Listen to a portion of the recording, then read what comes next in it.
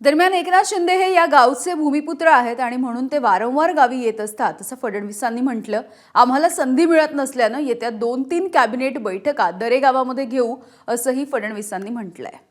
शिंदे साहेबांचं बरं आहे, त्यांचं दरेगाव इथेच आहे, त्याच्यामुळे त्यांना इथे म्हणजे ते इथले भूमिपुत्रच असल्यामुळे त्यांना येण्याची संधी मिळते, पण आम्हाला ती संधी कमी मिळते।